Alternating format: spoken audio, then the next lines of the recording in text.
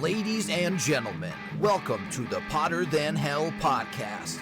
This is your last stop on the crazy train of hard rock and heavy metal. So sit back, buckle in, and hang on. Here we go.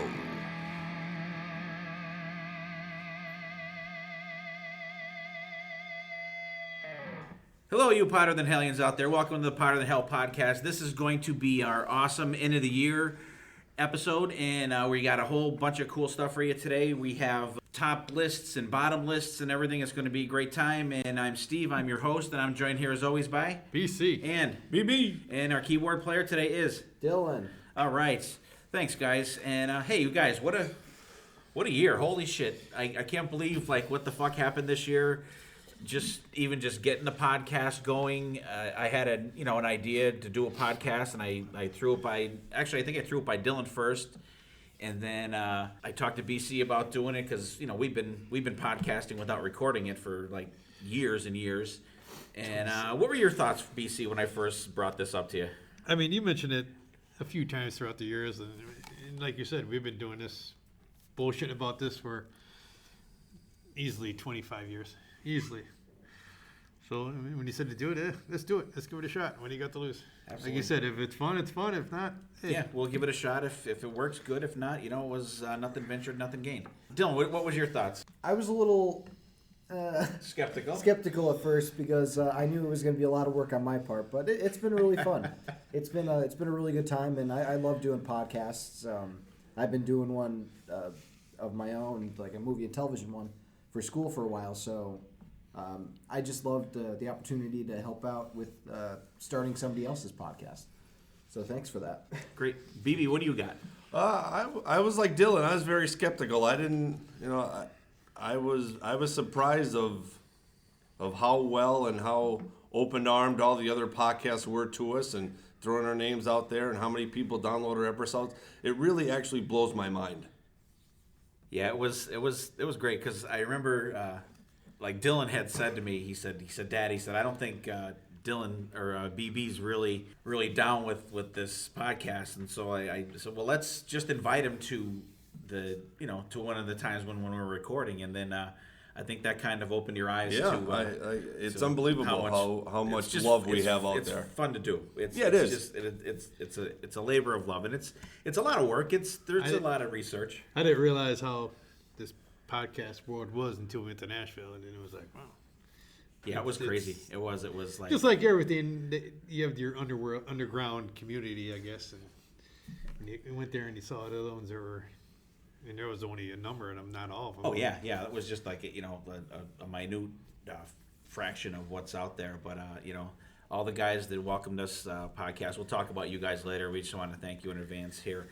And on our year-end episode here, we're going to kind of do a good and the bad and the ugly of 2017. We're going to start with the bad, just to get that the hell out of the way. And we had some deaths this year in the rock and roll world that we listened to. I'm going to run through them here, and don't mourn these guys, celebrate them, listen to their music, check them out, and just let their legacy continue throughout their music. We have Jeff Nichols, the keyboard player from Black Sabbath, John Wetton from Asia, Joey Alives from Y&T, Paul O'Neill from TSO, Kenny Richards, the original drummer from Autograph, Chris Cornell from Soundgarden, David Z, and Janet Raines, known as Jane Train from the Adrenaline Mob. They were killed in that tragic accident down in Florida during the summer. Chester Bennington, Daisy Berkowitz, original bass player for Marilyn Manson.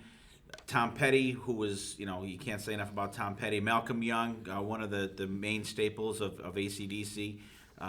For all you Partridge Family people out there, David Cassidy, he was, back in the 70s. Walter Becker from Steely Dan. And I got to mention the Rhinestone Cowboy, Glenn Campbell. He was someone that I had heard, was a semi-influence growing up, listening to some country stuff back in the day. Greg Allman from the Allman Brothers Band. Sib Hashian from Boston, the drummer from Boston that passed away on the Monsters of Rock cruise while he was playing, which is just had to be just like crazy. And one of the pioneer guitar players for rock and roll, Chuck Berry, passed away. And Gene Simmons, here's my mention of Kiss right off the bat. He was one of the guys that read one of his eulogies at his memorial service. So there's the bad. We got that out of the way. Like I said, celebrate these guys. Listen to their music. Check them out. And just celebrate these guys, okay? And we're going to get right into the ugly. What disappointed us this year, music-wise? Albums that disappointed us. BC, we just talked about this before we came on the air here. And actually, I think all of us have the top one. Maybe not Dylan, but what is it, BB? It's Jack Russell's Great White. He saw it coming. It was released in January. He had a new guitar player, Robbie Lochner, with his band, and I really thought they were really going to put him out in front and tear the shit off this cover of the album. And the music was kind of bland. The sound of this guitar was almost in the background. It wasn't even out forefront. The lyrics were kind of crappy. It was just one of those albums that you thought were gonna really be hit you in the fantastic, face and and it was extremely. That was one of the albums I was most looking forward to because we had seen Jack Russell 3-4 months before that, maybe. Yeah. We saw him many times. Well, many times with that guitar player. We had and seen live. him They're great live. Unbelievable So live, and I figured they would have put him and showcase this we guy, thought it would have and been it a was much better just album than it was. not good. And one of my other disappointments for the year was the original Great White with the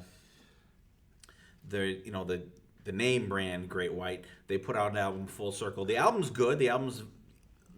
It's not great, but it's good. But it's only available on digital only. Like, you cannot buy a copy of this and hold it in your hand. That's so weird.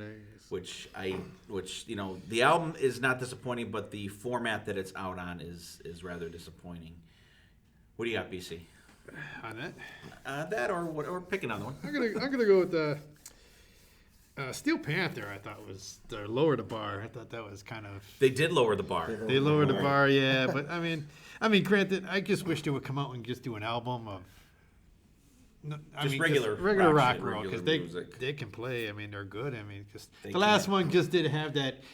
I don't know. The catchiness, the catchiness as the other ones. There's some good songs on There's some there. good songs. Don't get me wrong. I'm not saying it's a bad album. I'm just saying it wasn't what I thought it would be. Say it. Oh, no. It's lacking. Yeah, but and like I said when we talked about them on the Kiss Cruise, I wish they would just play. I don't need the comedy show. I don't need all that shit. But the album itself, there are a couple good songs on there, but it is, as BC would say, lacking in just the catchiness and everything of the album. Yeah, because live when they do cover songs live, they're Great. fucking amazing. Yeah, they did, I think, 2 cover songs for each show on the Kiss Cruise that we saw, and I mean they do them good. I don't know if that they had to do them or whatever, but they're another band that have enough of their own material that they could have just played all of their own material unless they thought they were maybe going to lose the crowd a little bit and wanted to play some cover songs. But it is what it is. One of the ones I have is a disappointment is the new Crocus album. It's all covers. And very blah covers. It is. It's just too. I don't. I like when bands do cover songs. Don't get me wrong, but the pick of songs were just very blah.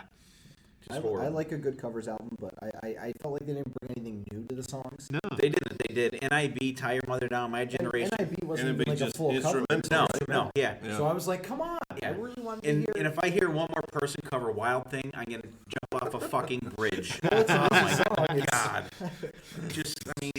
Come on. Like, that, Born to be Wild. I mean, everything's been done to death before. exactly. There was nothing that you were like, ooh, that's cool. Come out with there was nothing on there that I even remotely thought was, okay, this is not bad. And it's all shit that you've heard 1,000 times before. Yeah. Come out with something new, guys. What else you got, Bannon? Yeah, that's Great White was really my only really big disappointment. A lot of great albums this year, as we're going to talk about, and I think Jack's was the most disappointing for the year. I agree. I think we can all probably agree. Yeah, on I agree that. with that. That was the most one. I mean, I don't know if you guys, Mr. Big, Defying Gravity. I was kind of looking forward to Mr. Big coming back, and It's good. It's it's good. good. Don't get me wrong, but it doesn't. It's not as good as What If, but it's better than the one before. Yeah, it's true. But I was Like What If I think is their actual. I pinnacle love of albums. But I sort of disagree with BC on that. I thought it was really good. I gave that a good listen to a couple weeks ago, and it was really good. None of these albums are bad. It's Yeah, just it was just out of my not what I thought it was. Not what I thought it was The gonna be. expectation of it. Yeah, see, Yeah. I gotta calm down more. My biggest disappointment was the new Kiss album this year. Kids. What? They released an album? No, that's why I was so disappointed. Oh my God, they could do so much more. These guys. Okay, Dylan, I got Paul's Kiss too busy out of the cooking way. and painting. He's very busy. I know. Okay. Other than that, the only other one I got really is the new Steelheart album. I was really looking forward to something really cranking from them, and it's like half ballads, which Sonny, I know you love it out there, but I just not a ballad guy. There's way too many There's a ballads band on that. when you play live, it's rocking in your face. He's got the pipes, and then That dude still can bring it. again, you put it in and start going through the songs. It's just like, Yeah, exactly. A lot of skippables. But Absolutely. Dylan, what do you got? An album I was disappointed in is the debut album from Prophets of Rage. This is a super group that I was really looking forward to. It has the band of Rage Against the Machine, and I'm a huge Rage Against the Machine fan. You have Tom Morello, Tim Comerford, and Brad Wilk, and combined with Chuck D and DJ Lord from Public Enemy and Be Real from Cypress Hill, I thought it was going to be a great album. It was kind of lackluster. I was a little disappointed. There wasn't the funk, awesome rock that Rage brings, and I don't know. It was a political album, definitely, but it kind of fell flat sound-wise, and I was really expecting a little more from a group that talented. right, there's a lot of heavy hitters in that. When you're throwing those names out, I'm like, wow. Yeah, A lot of later 80s, early 90s, big names there. Yeah, they're not even guys that even hit my radar at all. You like Tom Morello. I do, but Really? any of those other guys, I couldn't. I don't know. Chuck D, bring Bring the noise. All right, I guess okay. Turn it up. All right. Okay, let's turn it down. All right, there's the bad and the ugly out of the way. Now let's get into the good. And as you'll see, especially today, there's a hell of a lot more good than there was bad and ugly. So we're gonna do our top albums of the year, but we are going to break it up. We're gonna do 6 to 10 right now, and we'll have a little discussion on them. And what do you guys think? Let's start with Dylan. My number 10 album was a band that I had never heard before this year, and I was looking around for a hidden gem one day, and I looked at this album cover, and I was like, yeah, okay, let's check these guys out. The album is 1981 from FKU. It's a really cool, almost like a B horror movie album. They have all these awesome songs like Evil Dead, Halloween 2, Friday the 13th Part 2 that like take you on this journey through like a B horror movie, and like even the album starts off with like a VHS tape being put into the VCR and starting to play. So it's almost like you're watching like an 80s like campy horror movie that's like filled with blood and gore, and it's a really cool atmospheric album that I think definitely deserves a list on thing on my top 10. I think that was one of your hidden gems, right? It was, yeah. I I'm gonna say I did horror movies. check Yeah. out a couple Yeah. of the songs from that because I never heard them. I have to apologize. I like 98% of the time check out everyone's hidden gems, but that one I didn't But he check. ignores his sons. I did. I will check them out. I promise. It's I a promise. great No, album. it was It's really a really good really cool. thrash album, and Okay. these guys are a really cool up and coming thrash band that I think should get some more recognition. Okay. BB, go ahead. All right, we already talked about this a little bit before, but my number 10 was Great White, Full Circle, released in June. I'm a huge Great White fan. It could be George. It could be here goes my brain. Gone. It could be Jack Russell's Great White, or it could be Terry Lewis's Great White. I like both of their bands, but this one's with Terry Lewis. One great song on there is "This Is the Life." Typical bluesy, Mark ripping it up on guitar. Somewhat of a slower tune, but it's a typical kick your ass Great White bluesy tune. And like Steve said before, it was only released as a digital form, but I'm more of a digital guy anyway. Throw it on my phone and then I take it anywhere I want. Yeah. But BB's one of those guys. Yeah. It's not bad. I listened to the album before. The song I like on there is Big Time. oh yeah, And that's really the standout song on there for me. You got anything in there, BC? No, I agree. I like Great White, and I have to agree with BB. Either one. I mean, I like Terry back when he was at XYZ. right. Yeah, they're still playing stuff too. I mean, it's kind of weird. I mean, Jack Russell is just the voice of Great White, I think. He is, and he's a very nice, humble guy. He stood and talked to us that one night for probably like 45 minutes, and just a really super nice guy. All right, BC, what do you got? I'm gonna go with something that came up. I mean, I just found them out this year. It'd be Bigfoot. They came out a few EPs this year. They finally released the full album. It's a 5-piece band out of England. I mean, good rock and roll. I mean, to me, good songs. I mean, and they can pull it off live. Absolutely. You know, and I'm kind of surprised, BC. I figured they would have been higher up on your list. I don't really have an order. I'm just rambling off stuff out of it. Oh, okay. Top of my I think head. it's a great chicken foot song. So definitely. Yeah, I think it's a great album. There's one song on there. I can't think of what the hell song it is, but it's just like a really, really cool song. Tell Me a Lie is it? I think that's really the standout song on there for me. And that was the album that Stephen Michael was raving about too on our episode that he was on the Guns N' Roses one. So you guys definitely check that one out, Bigfoot. And my first top 10 pick this week is going to be for this year. I'm sorry, is Overkill, The Grinding Wheel. It is very good. What an album! This is an album that just comes out and just stomps, throws you to the ground, pummels your face into the ground, kicks you in the balls, flips you over, punches you in the back of the head, and just keeps on punching. Yeah.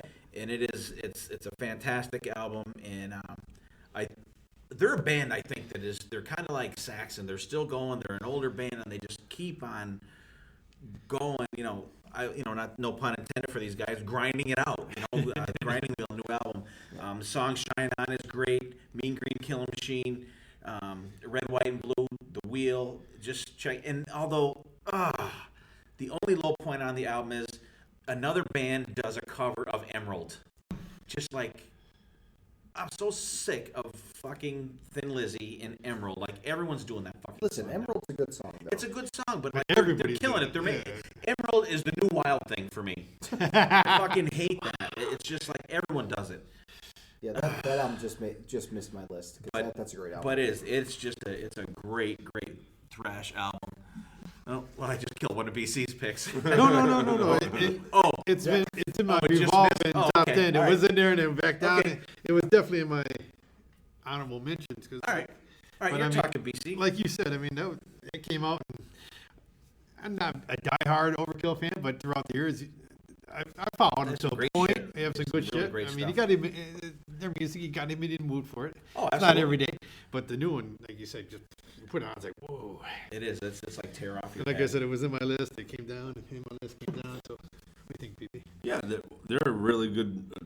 I think they're very underrated. You don't hear a lot of. And they've been around forever. They've been They've been around for a long time, and Really? for all the shows we've seen, like you'd think they'd be a little out there, a little bit more. Yeah, they're unfortunately just under the surface band there. What's your next pick, BC? Since you're talking. I'm gonna go with again. No order here. Night Ranger, Doe That Up. I mean, I guess here's these guys, 35 plus years doing it, Still putting it out. still putting out, and they still put out good albums. I mean, it's not just they're doing an album and saying here you go, just to put an album out. I mean, No, and it's quality stuff. I love Truth on there. It's more of a slower song, but it's really good though. It's a really good song. And the right songs. I mean, they're lyrically everything is top notch for these guys. they did somehow, some way, open up that with that song last time we saw them. Really, really good band. Yeah, they're really. What can you say about these guys? Like you said, around 35 years, they don't put out much bad stuff because it's just all quality rock music. Even their ballads are somewhat catchy. But yeah, that's a good album. I mean, there's not even there's not even a skippable song on that album. That is a really good album. It's a band that can still bring it. Yeah. They For all have, the years they've been around. everybody in that band is a key member of the band. And Except for the last time we saw them. Yeah. A little lackluster. Well, they were still great, but it was the great. least favorite of that I saw them. Because it was an abbreviated set. And they did cover songs in there too. I was gonna say that's blasphemy. BB. Yeah, no, I might have almost lost you. no Eddie coming out tonight. That's always disappointing. I think likes that's the to first rock. time that we saw them that they've never done that song. Like That is that's always one of my. surprising. It's always one of my favorite songs to see them do, and they didn't do it this Well, year. that might have been one of the times that Eddie Trunk wasn't at the show. He might He have, wasn't coming out tonight, so. He was not. but no. Okay. Dylan, what do you got next? My number 9 pick is Santa Cruz Bad Blood Rising. Nice. This is another album that was not on my radar until I was looking through new releases on iTunes and saw, hey, this is a cool album cover. Let's check it out. And the first track, Young Blood Rising, is an amazing start song. It's like, holy shit, who are these guys? Why aren't they bigger? The song that you might know from them is River Phoenix. That one got out there quite a bit, and that's on this album. And it's awesome to see the Finnish bands get out there like that. They sound really cool. They have an 80s-ish kind of sound, but with a modern twist, and it's a really cool album. They do. That album just missed my my playlist. Actually, I was listening to that one yesterday, and it's just below the surface on my top list. Though, really good band, and their other stuff is really good too. Absolutely. I agree. I mean, I just when I was doing this list, just realized that they came out with another one. But like you said, they had 2 or 3 other ones. And it was a band very energetic. I mean, like you said, have that old 80s rock feel with the modern twist. I think I'm gonna have to check these I think guys out. Sebastian you Bach gotta check them out. is a big fan of these guys. I think Yes. he's He- mentioned them a lot, and I he's think he took them. took them on tour or something like that. Like Mother truckers. I don't know if they played the States yet or not. They might have. Yeah, I'm not sure, but I know he's a big He's proponent big pro, of those guys. but I mean, they do a lot of shows over Europe. Just Yeah, like- I'm gonna have to check these guys out. These guys are not in my library, so that's gonna. get out there. They're good. They're good. Since Santa's coming, I'm gonna put a little Santa Cruz in there. Santa Cruz or some Santa. Yeah, definitely. Really great band to check out, Santa Cruz, and even check out their older stuff. Very good very stuff, and Solid back catalog. it is it's good stuff. And my next, I'm gonna go next. My next pick is going to be Dylan's probably gonna say doesn't count, but it does. Our buddy Mark Satorka that did our music for the show, and definitely one of my highlights of the year was one of them was having Mark come up and do the music for our show, and then he invited me to. I talked about this on another episode, down to the studio to watch those guys record with Johnny D and everything like that. And my pick is the Hit and Run re-release. Well, it doesn't count. It does count because it was re-released and it was updated and everything. Was it like for this year? re-recorded? Huh? Was it like It was re-recorded? remastered. But they didn't record the songs. It counts. It counts. Because Whatever. my criteria that I went by was I mean, shit that I've been listening, that I played the hell out of, and this was Well, like I could say that, like Master of Puppets, I played the hell out of that. That was re-released. no. That's my I'm not number gonna one. allow that. I'm not gonna allow that. It was remastered. I'm not gonna allow it was that. reissued. Give these guys some love. You guys out The there, whole check it out. calendar was re-released on vinyl this year. You can check them out on fuck all you guys. Throw it on my list. All right, that's all I'm saying. No, check I them mean, out. I mean, Mark's a talented guy, so I'm glad that you're spotlighting him. But it's not a 2017 album. It is because it was finally released on CD and digital in 2017. Whatever. So that's my next pick. So gonna you say- guys check it out. If you want I to, had it on cassette. I mean, so technically there was more sound than that, but See, it's they tighten it up. All right. Who's up next? BB. All right, my number I 9. told you there was going to be a couple. All right. Jeez, that was a. I didn't think you were gonna get like that cheap. Yeah, Yugoslavia finally got this album, so it's on my list. Bite me, everybody. Creatures of the Night was finally released in Iceland. All right, Here we go. my number 9 is Mr. Big, Defying Gravity. released in July. Another great album for the year. A couple slower ballad songs in there, but quite a few heavier cranking tunes for these guys. One that comes to my mind is "Everyone Needs a Little Trouble." Another good tune. Billy Sheehan on bass. Great guy, and another underrated, under the radar band, I think, because they after the '80s with their one ballad hit, it seemed like they fell off, and they. But over, You know what it is? I think they tour. They just don't tour around here. because everybody wants the newest thing now. The United States sucks for music like this. I've always said that because I don't know. They go over there. They play. Japan. Go They're in huge. Japan, they're like the friggin' Beatles over Yeah, there. But I mean, like, to this very day, they're Yeah. huge over there. they go on a tour and they sell it over there. Here they play theater and to be lucky to fill the place, which is sad, which is very fucking sad. That's why Good these pick, bands, though. that's why these bands don't play the States. Good pick. All right, Dylan, what do you got next? Well, funny you should mention Billy Sheehan because my next pick features the great bassist in it. It's Sons of Apollo Psychotic Symphony. Yes. This is a really awesome super group. You have Derek Sherinian, the former keyboard player from Dream Theater. You have Mike Portnoy, the former drummer Dream Theater. from Dream Theater. Jeff Scott Soto, an amazing vocalist. And Ron Bumblefoot Thal, who we saw at the greatest concert of our lives. The longest concert of our lives. No, but this album is really cool. It's a concept album. It has really awesome prog metal feel to A lot it. of time changes. A lot of cool time changes, a lot of awesome riffs and solos, and the band just really gels together. They sound like They they've do. been They playing do. for years, and it's a great album. Yeah, and Jeff Scott Soto on vocals, you can't say enough about him. He's a fantastic vocalist. He's been on a bunch of stuff this year too. He has his own All over album the out, place. Jeff Scott Soto. That's another album that came out this year that just missed my list. Jeff Scott Soto one, and Sons of Apollo just missed my list too. But very, very good album. You guys familiar with that at all? Yeah, musically, definitely a very tight album. When you have an all-star band like that, how can the musical part of the album be bad? Yeah, absolutely. Phenomenal. Again, a phenomenal band. I guess they just missed my list. They're in the honorable mention for this year. I think me and BB were coming back from a concert. We were listening to it the whole way out. Oh, that's back. right. Yeah. And that was the first that we really scoped it out. And like you said, it's very, very good. Good stuff. Good stuff. All right, BC, what do you got next? Let's go with the Adrenaline Mob, We the People. I mean, unfortunately, the band was tragic situation happened right after an album came out and they just started the tour for it. But here's an album. Here's a band that put out some great albums, and they have some albums just all cover songs. But even that stuff's good though. But Even they don't cover the average No, they were songs. They cover some really Right. cool stuff. They do.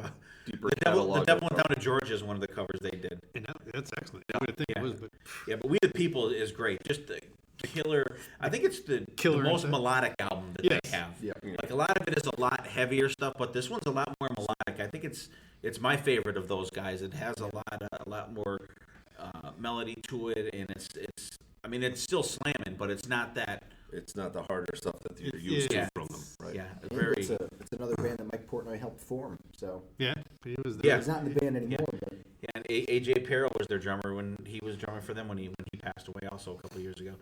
Good solid pick there, BC. Dylan, what do you got next? well, No, you're not next. You or BB want to go first? Go ahead, BB. All right, my number 8 was my surprise album of the year. It was Quiet Riot. Road Rage came out in August. Wow. It is. Yep. Here's from the most anti-Quiet Riot guy that you would ever meet. This album has given me rebirth and great things to hopefully look forward to down the road from these guys. Couple of songs on the album are, but there's probably at least 7 really phenomenal songs on this album. And the opening track can't get enough. I can't get enough of telling people what a great song this is from this band. That's the only one they did from that live, right? No, they did Freak Flag too, right? Yeah, they did too. And of course, nobody knew. I think one other guy in the whole place knew the song. And another disheartening thing: an old band releasing new music, and nobody knows about them because they're there just to see the hits. But Quiet Riot didn't help themselves though. They didn't say, "Here's our new album. Here's whatever." They did not promote that They didn't album. promote It's it. They just didn't like, say, what "Hey, the go to fuck? the back and pick it up for $10. Go buy the new CD." And Go I think they only said something we wrote this song in 10 minutes. 10 minutes or and something like that, and that was it. That was like, it. What the You fuck are is right. now? You are They definitely mentioned correct about about that. Yeah, I think they missed a big opportunity there to push the album. And New singer James Durbin. I think he sounds great. I don't know. I'm still jury's still out for me on whether he quite gels with the band, but the songs I listened to were okay. I liked it. It wasn't my favorite Quiet Riot, but it was okay. Yeah, I agree. Not to put a damper on your face. No. No. I mean, I like the album. I mean, but as far as being Quiet Riot, it kind of. Oh, it's I think definitely that's- not. I think it's that's not quite right. No. You're always a champion for albums that if you ignore the name, this is a great album. Exactly. It is. Yep. There's so many of them. You're keeping consistent with that. So. yeah, definitely a good pick there. And my next pick is going to be Alice Cooper, Paranormal. Great album, which I still don't understand why he didn't record with his touring band, but It's weird. that's up to Alice. But produced by Bob Ezrin, he didn't go full Elder on this one, or even half Elder on this one. No false And evidence. yeah, he does open up with Just a Boy. Oh no, he doesn't. But it's a really good album. It's like, I'm not a huge fan of the old Alice stuff, but it has an older feel to it. But it's great. Like the highlights on there, Fireball, Dynamite Road is a fucking excellent song, and he does, I believe, 3 songs with his old original band. The guys there, in Sound of A, Genuine American Girl, and You and All Your Friends. But it's just it's a really good album, produced great. Alice is kicking on it. The band, there's a bunch of different session guys and studio guys on there and stuff. Tommy Hendrickson is the only guy from his touring band that's on that. So if you guys get a chance, check out the new Alice album. I know we reviewed it on one of the shows, but you guys got anything else on it? I'm still up in the air about it. I've been listening to it. I've been trying to fall in love with it like you have, and it's just not grabbing me in the way that I really want an album to. I don't know. It doesn't quite hit it for me. It doesn't hit my Alice funny bone. And I love Alice. I'm a huge Alice fan, and I love his older stuff. But I don't know. It just seems kind of, I don't want to say stale, but I don't know. It seems like he's going through the motions on some of the tracks. I got to agree with Dylan. That's my feeling. I've tried to listen to it a few times. It's really not grabbing me by the balls, or I guess you want to say. Or I like Alice. But it's not really. Yeah. You know what I mean? Yeah. See, it's not bad for me because I'm not a humongous Alice fan, but when I did listen to it, it seemed like it was back in like the early '70s. It was, it was that kind of, sound that I think he was going for. Okay. Very cool. All right, Dylan, now I'll let you go. Okay. So this one's going to be off the beaten path. I figured nobody's going to have a death metal band on their list, so I figured I would try and bring in that genre of metal, since we don't usually talk about like the heavier hardcore stuff. So my album is the Black Dahlia Murder Nightbringers. This is a band that's been around for a while, from 2001. There's actually some really cool riffs in this album. It's all, as you say, Cookie Monster vocals, but like there's some really cool time changes and some really awesome like riffs and cool solos, and it's a really ripping album. It's another album that punches you in the face and doesn't let up. And I think it's a really cool introduction to the band if you've never listened to them before. And I'm not usually a giant death metal fan because I like to be able to listen to the lyrics and stuff like that. But the lyrics to this album are on the level of King Diamond on how fucked up they are. there's some, Can you even understand them, though? well, no, not really. But I feel like that the lack of understanding on the lyrics is made up for with the amazing musicianship of the band. So there's some really cool blast beats. There's some really cool solos. It's a great album. If you've never listened to a death metal band, I would suggest checking these guys out. Okay. I don't think anybody has anything on this one. We will definitely have to check it out. I've heard of it, but Yeah. Cool. All right. BC, what do you got? Where do I go from here? Let's go with a little Every Mother's Nightmare, Grind. Here's Grind. a band, I mean, that they've been going forever. Undercover, I mean, for a lot of Everybody years. go, everybody go, everybody go crazy. But here's a band that right now they're starting to really pick up again, and it's good to see them coming back with the first album. Not first album, but first album Right. Forever. 2 years. Yeah, great album. We had Rick Rule and Jim Phipps on an interview show a couple episodes ago. Really cool guys. Excellent. We finally got to see them live. Although we did express our disappointment for the length of the show, and hopefully Not their fault though. No, not their fault, definitely not. But a short set of Every Mother's Nightmare is better than no set at all. Great album. Song Blown Away. Upper Hand is definitely my go-to song on that album. And excellent. I think their manager is doing a great job of getting this album out too. It seems like all over social media they're really promoting these guys. So hopefully a couple concerts in 2018 we're going to see these guys opening them up and get out there and see these guys.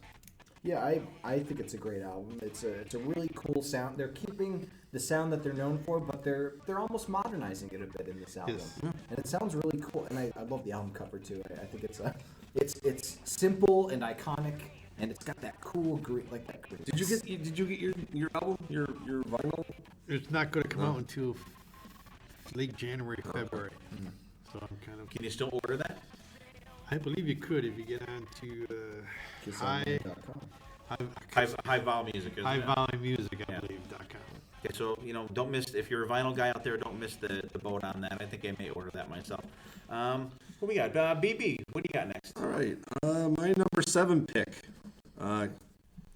Black Stone Cherry, Black to Blues. This is a fantastic album. It's a cover album, but they're all blues songs, and it's an EP. There's only 6 songs on it.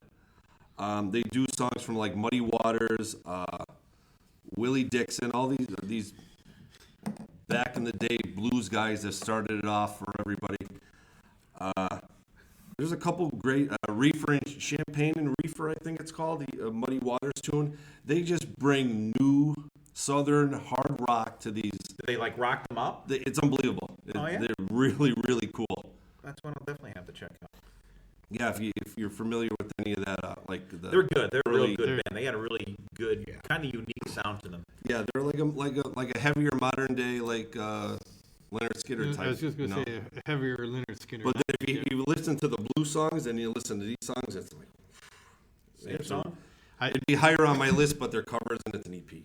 But Okay. I did see that come out. I did not listen to it yet, but I love the band. There's They're- another one we'll definitely have to check out. And I think I'm up next. This pick for me is definitely my surprise of the year.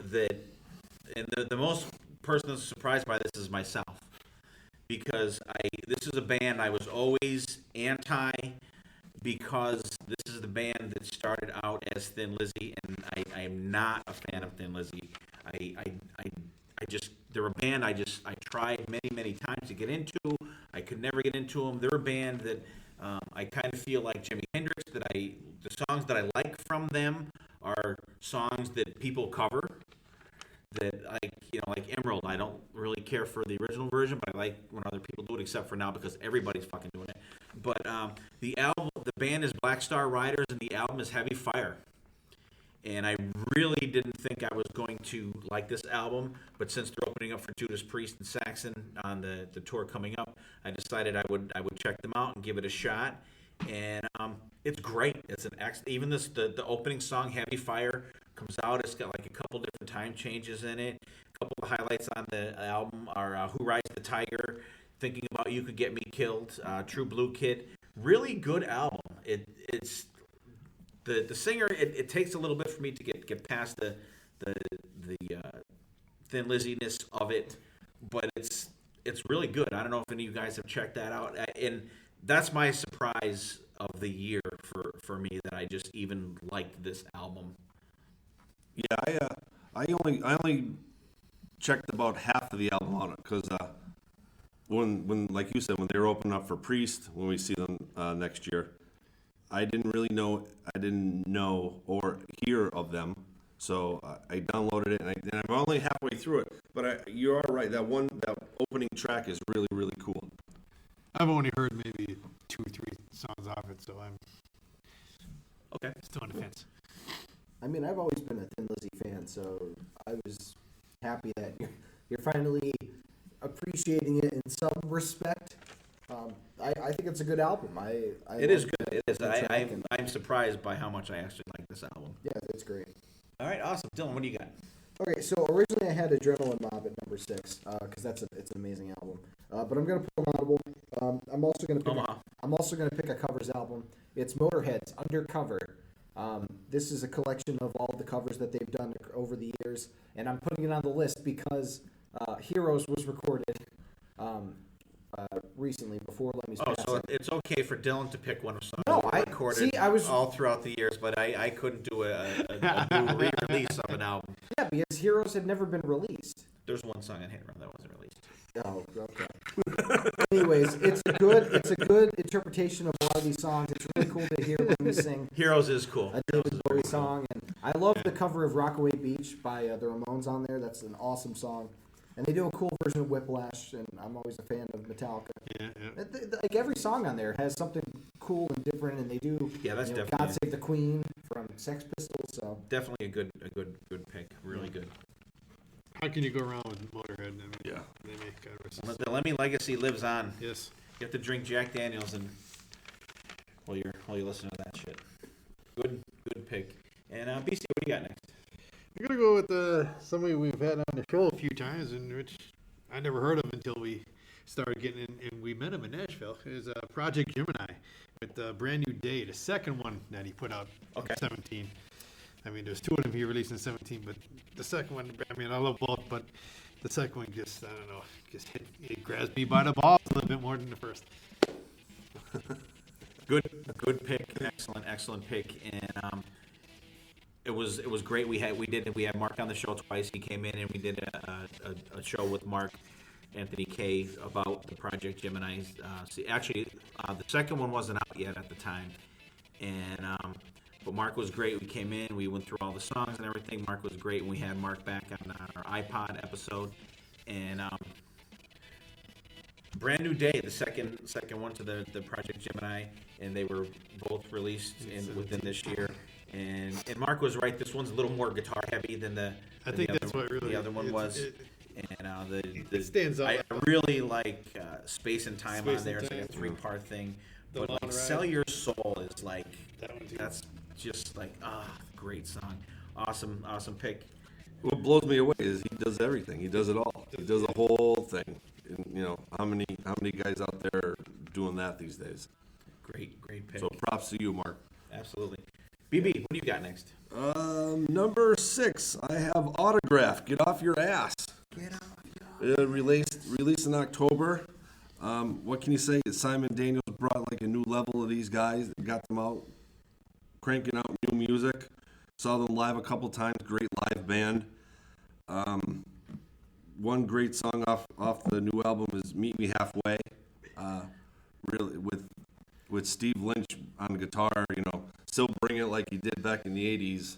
It was really another good surprise album. How well it sounded. It does. It's a great album. I'm glad they finally put out a full length album because I know they released a couple songs here and there. songs here and there. And just really good. I Lost My Mind in America, Ready to Get Down, and even they have a live version of Turn Up the Radio on there, which that's a song that's a hit that I don't mind, and the version on there is really excellent. But like all the new original stuff is fucking excellent.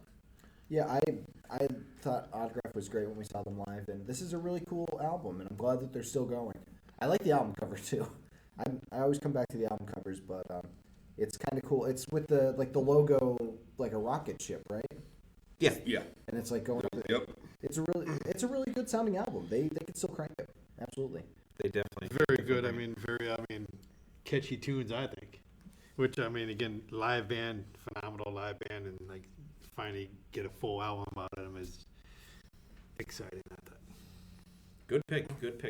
And that one is just outside of my top list too. Definitely. And that was one of it's like a crazy sliding scale here.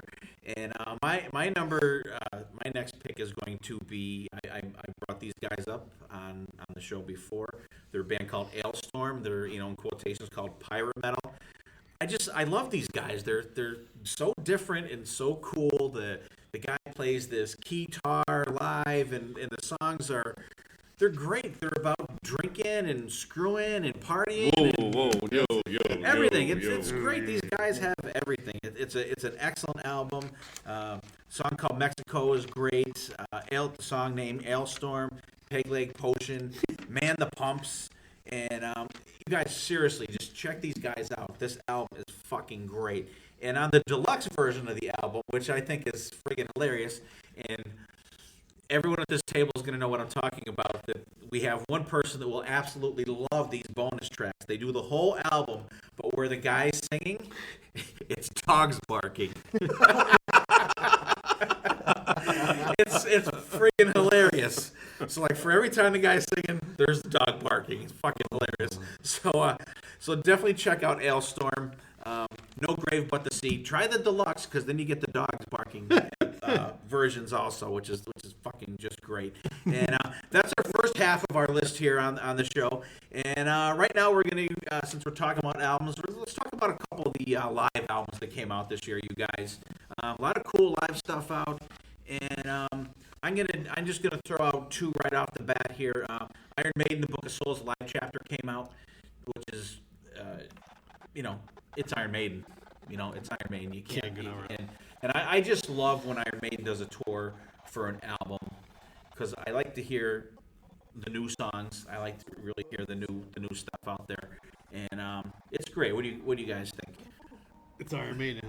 How can you go wrong with Iron Maiden? It's not their first live album, not their second, not their it's not even but you their don't. fifth. But you don't care. Yeah. You go pick it up and it's something new, fresh, still. Yeah, right. I don't know how to do it, but They're really good at spacing out their live albums too, because it's like just when you're like, oh, I would love to hear these songs live, they put it right out for you. Yeah. Because even the last one was what, In Vivo, for Final Frontier, right? Right. That was back in 2014, 2015. I think so. So they know how to space it out. They know how to keep their fans happy, and they never sound shitty on their live albums. They always sound amazing because they're great live. They can bring it live, and it translates really well to CD form, I think. It does, and they're a band like you hear the Trooper all the time and all the songs, but like they're even just a little different on each thing. And the new songs they do on there, and actually they do a version of Children of the Damned on there. I still love the Red and the Black, but they do the Great Unknown. You got the name right. I did, well, because I was reading it. That's why I was going off the top of my head. But they did the Great Unknown, which they changed that song out for Tears of the Clown. Tears of the Clown, which we saw live when we saw them, but they did the Great Unknown later in the tour, which is cool to hear. But just a great live album. Another one I'm going to throw out there real quick is, and you guys can get a couple picks in here, is the Dead Daisies, Live and Louder. Just a great band. I got to see them when they opened up for Kiss on the Freedom to Rock tour. Our buddy Girth and myself went out to State College to see them live, and they were great. And then I got to see them a couple times on Kiss Cruise 6, which is a great live band. And you can't say enough about these guys. And we just talked about them actually on our last episode, too, with Dean Castronova being their new drummer. A couple of the highlights on that: Long Way to Go, Song and Prayer. We Fall Down. Last Time I Saw the Sun is like my favorite song from those guys. And any love for those guys, people? yes. I like it. Well, thanks. At least you got a whole lot of love. I got a whole lot of love. But no, there's a band that, like you said, I think you mentioned them first, and then I got into them after that. I like them. Yeah. John Corabi, how can you go wrong? John Corabi. I know. Gotta love it. I think they even did. Uncle Jack maybe live on the Kiss Cruise. Maybe I know they did one of the crew songs that the Corabi did. I have to look back through the set list to see which one they did. I think they do. Yeah. So what else you got live? I wrote down the Winery Dogs, live in Santiago. It was released in August, and another great, it seemed like these super groups just keep And both with bringing Billy it, Sheehan and bringing it. Mike Portnoy. Yeah, right. Portnoy and Billy Guys been are all everywhere. over the thing, if all you- over the podcast today. If you want a rhythm section, those two guys are no slouches. Yeah, it came out with a DVD and a CD. Concert on there is phenomenal. They do all their songs from their last couple albums. Hot Streak, How Long, Captain Loves a Cool Tune. Yep. So They're a phenomenal band. We've seen them a couple times, and the first time I saw them in Vegas, like in 2012 or something like that. And I went to Club Vamped out there. I was by myself, and it was just amazing. They're a band you don't really know who to watch on stage. Absolutely. right. You have Billy Sheehan and you have Richie Kotzen and Mike Portnoy. It's just rock musicians' wet dream to just watch these guys because they're just, you don't know who to watch. It's like fucking amazing. And I apologize. I didn't even know this album was out. I'm just looking at it now and I'm like, holy crap. I'm definitely gonna have to put that. Definitely would have made my list. Cool. And BC. I'm sorry. Go ahead, Dylan. It's a band that has fun live too. Like Mike Yeah. Portnoy's doing like the air Yeah. drums and like they're doing like cool calls and responses to each other, and they're really gelling as a band. And seeing it like on the DVD form and hearing it live, it translates. And now they're taking a little hiatus because Billy and Mike, they're doing the Sons of Apollo thing, and Billy Sheehan's doing stuff with Mr. Big now. So it's good that I think they're taking a break and they can get a fresh perspective. And then when they get back together, I know Richie Kotzen's doing some solo stuff. So I think it's cool that they're taking a break too, give themselves a break, and they can recharge the Winery Dog batteries. You talk about Billy and Mike, but I mean Richie Coates. Watch him play guitar.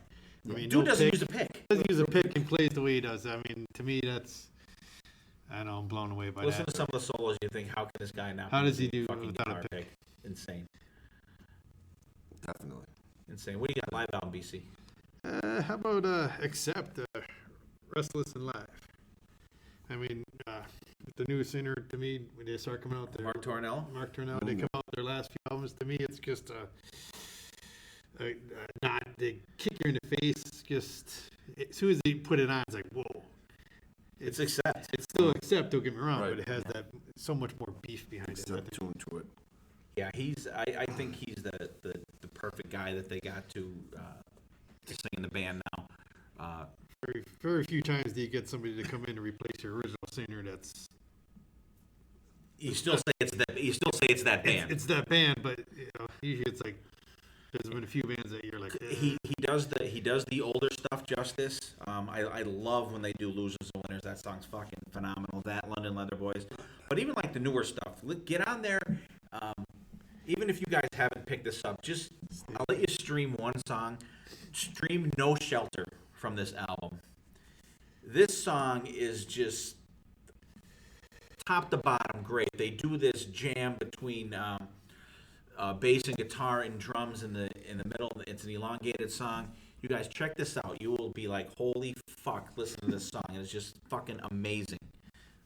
And they do Teutonic Terror, which I love that song. That is a great song. That is such a cool, like, just marching song and a really cool riff.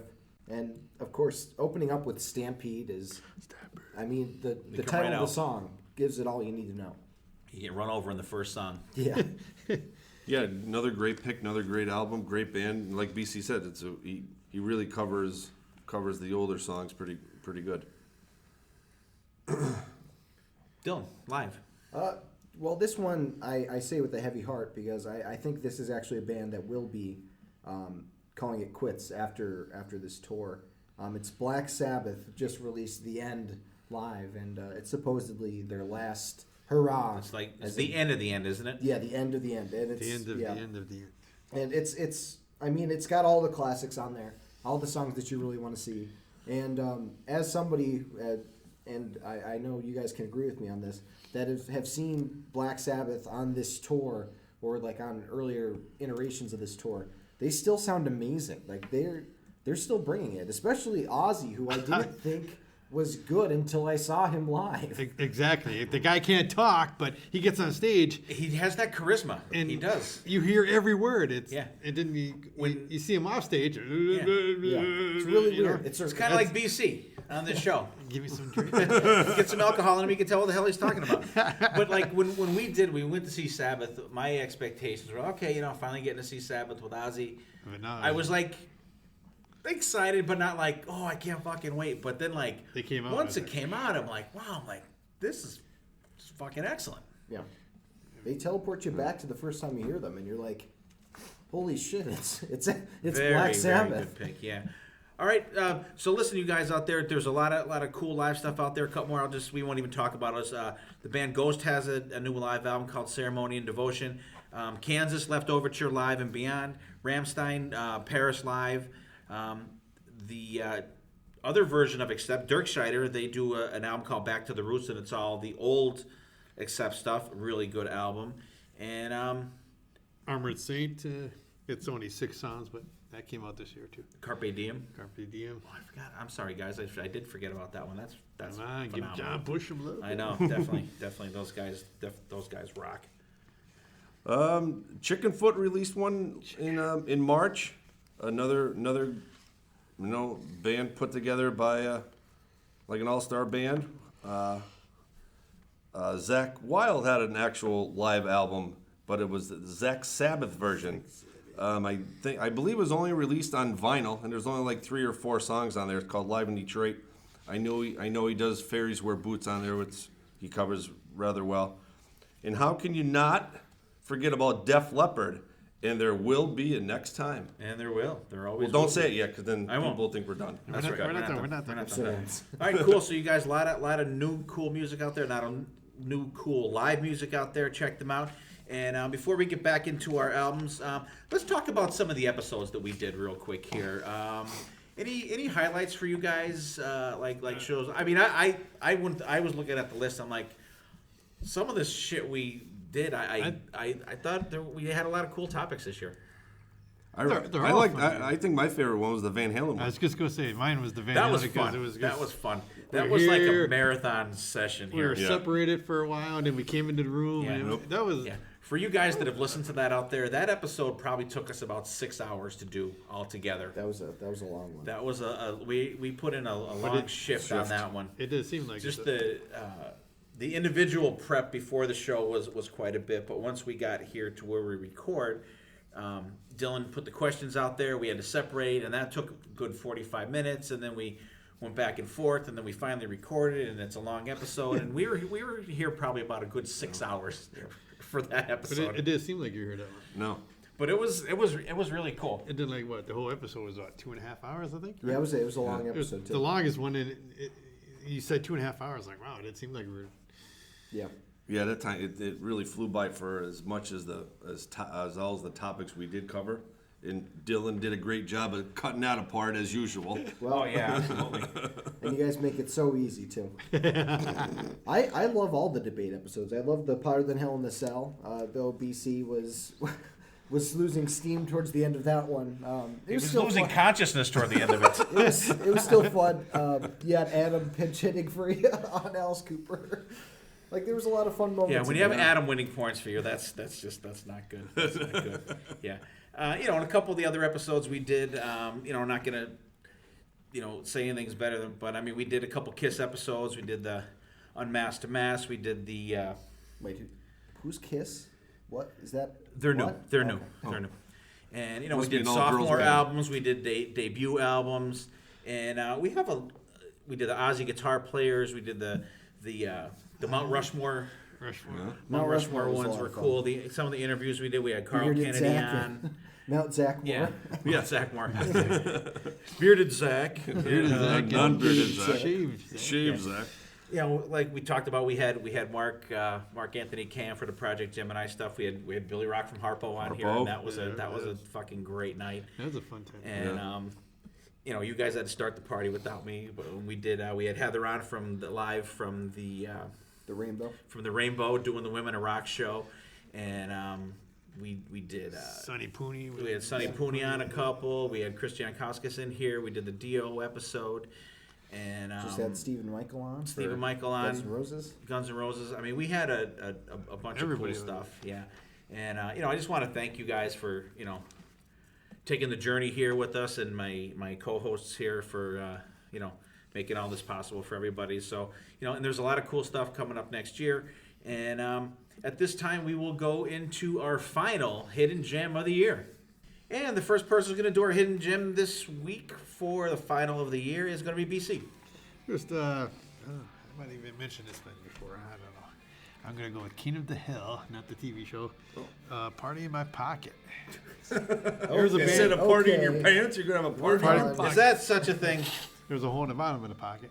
No, I mean, here's a band that came out, and it came out around 90-ish, and right when everything went to shit, and they got one album, and Is Gilby Clark in that band?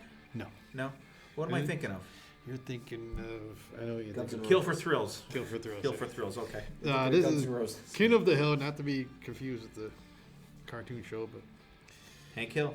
Hank Oh, Hill. damn it, Bobby. Oh, damn it, play the rock and roll now. But the song is called Party in My Pocket, and you can take it whichever way you want it. All right. Check it out. Check it out, Oh people. BB.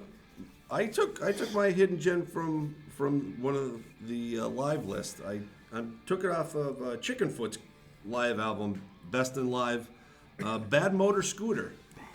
The riff that Joe Satriani does is mind blowing in this song. Check it out, and I'm sure it's on YouTube. It's on the. I don't believe the song is on the CD, but it is on the DVD. No, it's a Montrose. It's a Montrose song. Yeah, Montrose song. Right. Yeah. Yeah, it's not on Chicken. It's On not like on the any of actual their actuals. DVD on the CD. It's Oh, on okay. the It's DVD, on the DVD. version. Okay. Yeah, but the way Satriani just rips it up on that song is And amazing. if you listen to the original one of that song, the Motley Crue ripped Motley them off. Crue, ripped you them can- off for "Kickstart My Heart." Yeah, that's funny. When Yeah. you hear it, you're like, ooh, oh no. No. Psych. All right, Dylan. My hidden gem is an album that was released this year. It's the self-titled debut album from a band called Galactic Empire. And the interesting thing about this band is that they do metal covers of Star Wars songs, and they dress like Darth Vader and Boba Fett, and and I they love do like really cool versions of like the main Star Wars theme, the Imperial March, Really? the really cool song Duel of the Fates that plays with Darth Maul facing Obi-Wan and Qui-Gon, and the only good scene in Phantom Menace, which is a piece of trash, but it's a really good, really cool album. It's cool hearing these songs in metal form. There's a really cool version of the Cantina theme that's kind of jaunty and upbeat, but it's in a metal version of it. So it's a really cool album to check out if you haven't heard of these guys. Galactic Empire. Yeah. Interesting. Very interesting. All right, my final hidden gem for the year is it's an album. It's a kind of a compilation album. It's called Metal Allegiance, and it's with Scott Ian's in it. Scott Ian plays in that. It's David Ellefson from Megadeth. It's there's singers on there from Lamb of God, and it's just a metal kick you in the face album. Songs like Gift of Pain, Let Darkness Fall. Chuck Billy from Testament's on there. Can't Kill the Devil. That is a song. You hear that song, you just want to start a pit. Even if you're by yourself, you want to start a fucking pit. That whole album. It is. It's just a slamming album. The song Pledge of Allegiance is fucking phenomenal. And they do a version of We Rock. And like Tim Ripper Owens sings on that. Chris Jericho. I think the girl from the Christina Scabja sings on that. It's just a fantastic album, you guys. If you want to just kind of have your head taken off at the shoulders and get a pit, like I said, even if you're by yourself, you want to fucking get into a pit. Just check that album out, Metal Allegiance. I wish they played more than 4 shows. Yeah, and actually, that's another album that Mike Portnoy plays on. Yeah. And it's just a phenomenal album, so you guys, so check that out.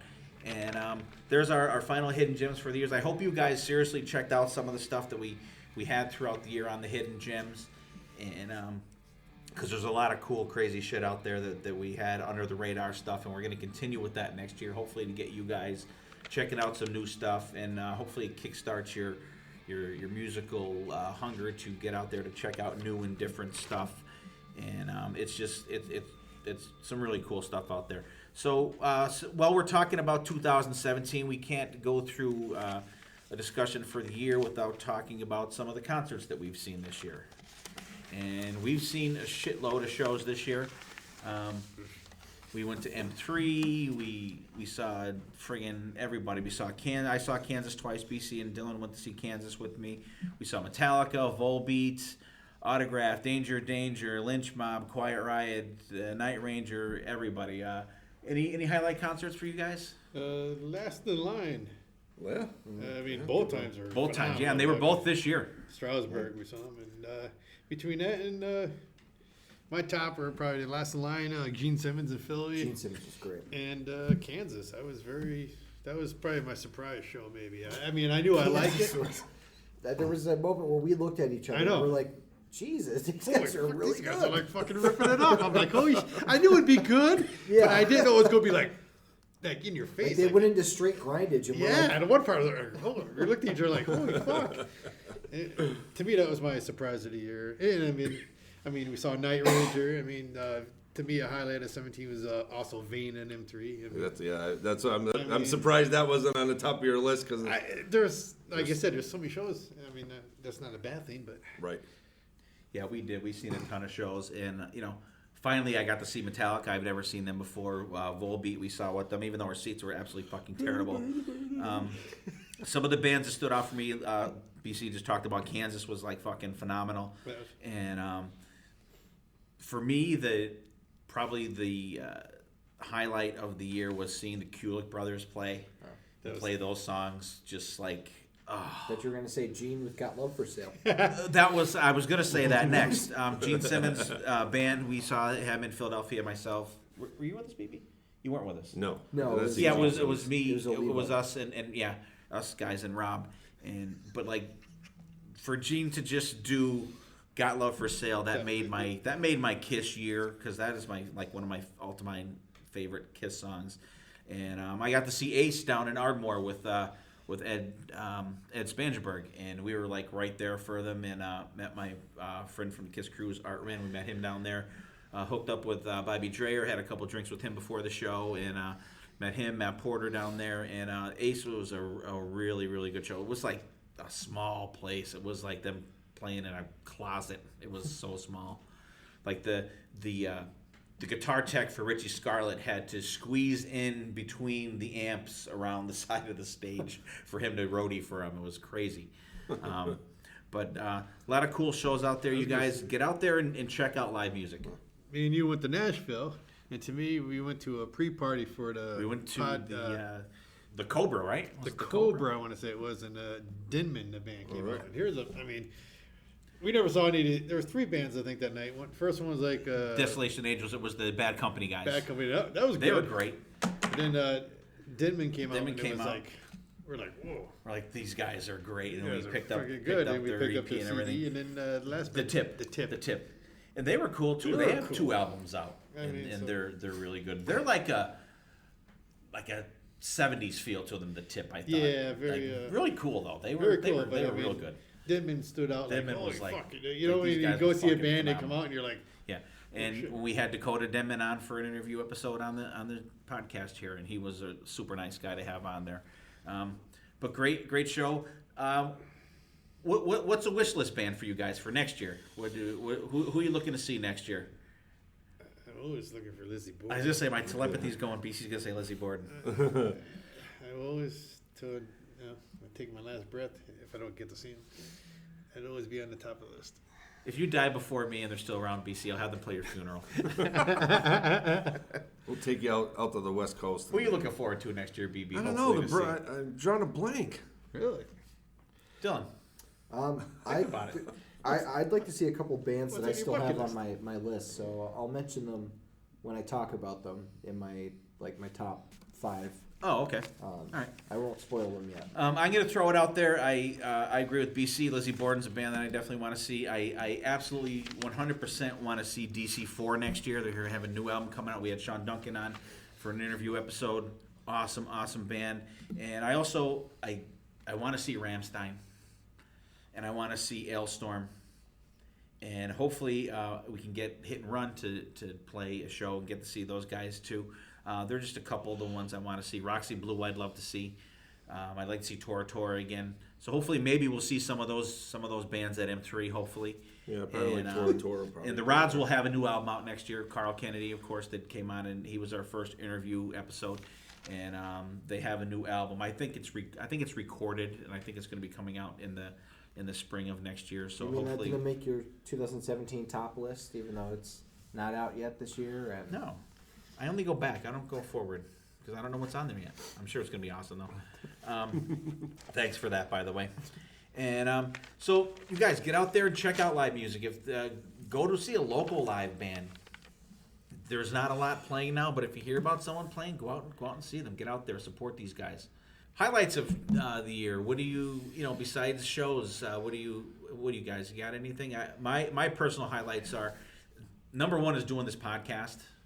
This has been like awesome, just doing this show, and having Mark Satorka come and do the music for us. Dylan did an awesome intro for us, and for them to invite me into the studio when they were recording Hit and Run stuff with Johnny D drumming, it was just, and I've talked about it on the show before, that I just love the studio stuff, seeing guys in the studio and creating the music, and just to be there and watch these professional musicians just bang stuff out was just absolutely fucking amazing. And the Rockin' Pod Expo, BC and I went to, we could talk about that because I'm sure BC's going to bring it up. The Kiss Cruise and the Kulik brothers playing. They're my main musical highlights of the year. Probably mine would be when we met Lita Ford, so she could sign our album. I don't know if you guys out there know this. I'll give you a super quick story. BC sent me a website. Lita Ford was looking for live pictures from her show to do her live album, The Bitch Is Back. I had a couple pictures from M3, a couple pictures from Penn's Peak. I sent a couple pictures in the link that BC sent me, and she picked one of my pictures I sent. It was the only black and white album picture in the album. So my name's in there, my picture's in there, and she played M3, and I think... No, she was just, I think she was just a host. Oh, she was just a host, that's right, host, she didn't play. But I think that was one of the reasons why I did get a VIP, just to actually, have her sign the album. So that was probably a highlight of 2017 for me. I'm gonna go back. The Rockin' Pod thing was pretty cool because I went there not knowing much about this, and just the way everybody was so open and friendly and shit. And yeah, we didn't know the only one we really knew was Sonny, because he had been on our show already. Sonny, was he on our show already then? Then He might have been. I'm gonna say he was. yeah, no, he was, because you guys talked about it before. yeah, so we met Sonny and a bunch of other Yeah, actually he people, was. and He was. He and even recorded in early that month. we Todd Poole from Roxy Blue I met, and Rick from Everywhere's Nightmare. It was just a very cool experience. I thought It was just meeting those guys, and Steve and Michael and the guys from Podcast Rock City, and we sat in and did a portion on an episode of Podcast Rock City. It was very cool. And Dylan. Some highlights for me, definitely seeing Metallica live for the first time. Though the seats could have been better, it was really cool to see them live in the flesh, especially after a band like Volbeat opened for them. It was an amazing show.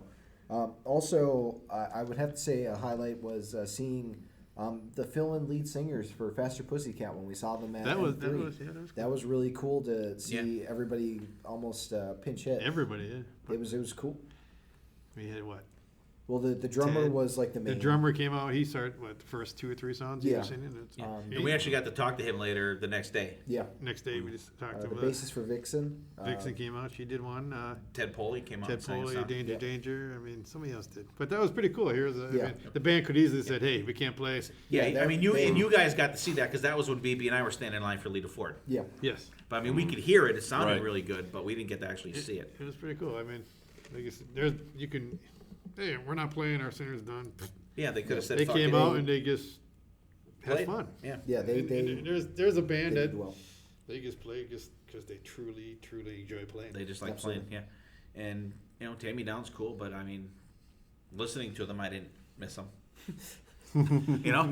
Not to be a dick about it. I still love that moment where they played like the M3 like a couple times before, and they rotate the stage. And he's just laying on the stage like he's asleep because it was stage. like 11:30 in the morning or something like That was that. not a prop. They put And him I in a- called that too. I said, well, I've watched Tammy Down probably they set up their shit and he probably slept on the fucking stage last night. And boom, he comes out and he's there with a pillow on the stage. They're a great band to see live. And all right, very cool. Let's jump back into. We'll get our top 5 albums going here, and we're gonna start with Dylan. Okay, so my number 5 album is one of the bands that I was hinting at that I would like to see live in 2018. It's Mastodon with Emperor of Sand. This is a band that I've always liked ever since I listened to their album Leviathan. They have a really cool sound. It's kind of dark, a little grungy, but it's also can be uplifting at times. And there's some really cool vocals. There's some awesome riffs. It's an album that front to back is just really, really great. And you think that they'd be like this death metal band looking at their covers, like that they'd be like screamo, but their vocals are pretty clean. They are pretty clean. And it's a great album. I think this is one of their best. And I definitely think it deserves the top 5 spot. That is a good pick, and I actually listened to that. And actually, Dylan, I was doing work for the podcast one day, and I had it on my headphones, and Dylan asked what I was listening to, and I said that, and he's like, "Oh, and it's good." And the songs are, I thought on their other albums their songs are longer. Yeah. But this one, they're pretty, concise songs. 3 to 4 minutes or something like that.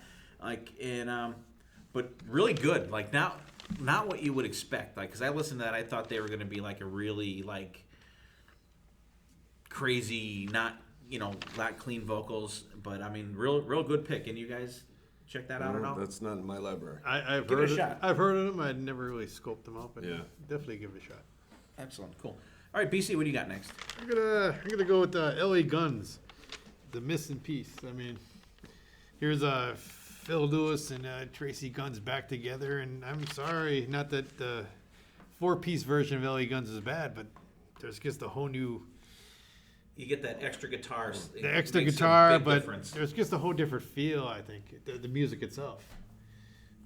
You got Just there? to me, that came out. I mean, Speed. Sticky Fingers. I mean, just to Don't me, bring a it's- knife to the gunfight. Don't bring it. You gotta lose. But I mean, to me, that's when that came. I was like, oh damn. Yeah, they're on my list. And here's a band that we saw how many Phenomenal times album. live, and now we want to see them live, and we can't seem We to can't catch see them. them now that Tracy's back in the band. We can't see them.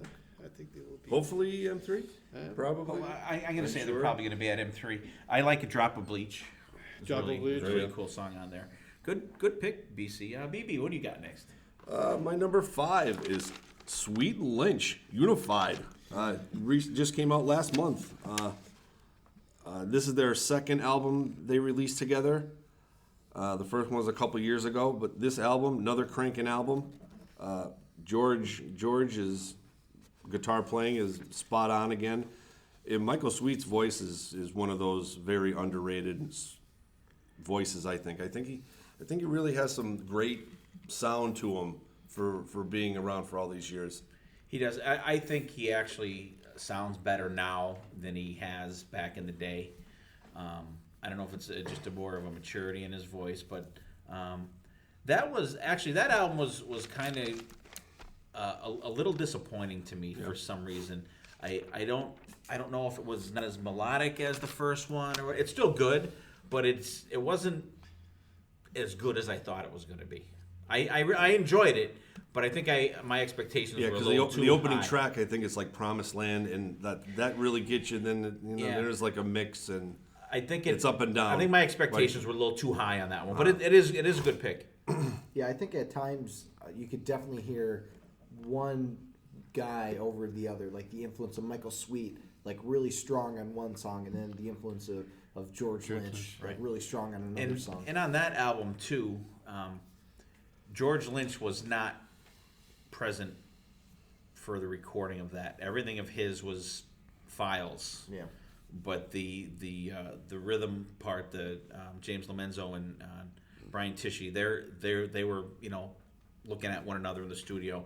And I think that comes through a little more on this album, that they're not all a cohesive unit recording this album. I mean, it's still good, but don't get me wrong. I just thought it was going to be a little better.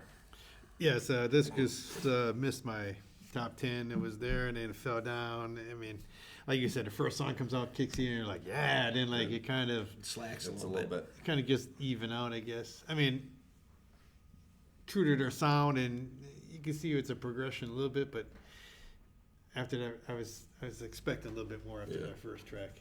Because they even said, Michael Sugi was always saying it's going to be a much heavier album, which I was like, cool.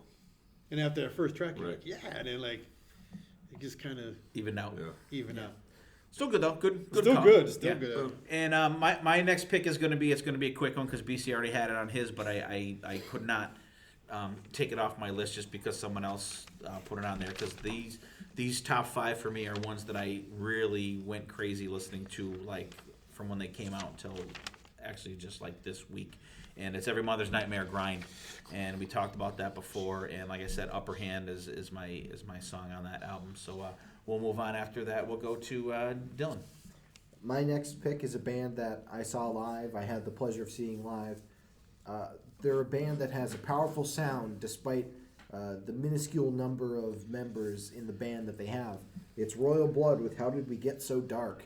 Now, this is a great a second album. Usually you have the sophomore slump. And, of course, we had an episode about non-sophomore slumps. Right. And I believe that this is one of those albums that could fit easily into that. It changes the sound of the band just a tiny bit, but it still has that rocking, straightforward feel. And for a band that only has a bassist and a drummer, they can really fill out the sound. And there's a lot of really cool songs on here. Lights Out is a really awesome song. The title track, I Only Lie When I Love You, is like a really cool, straightforward rocker.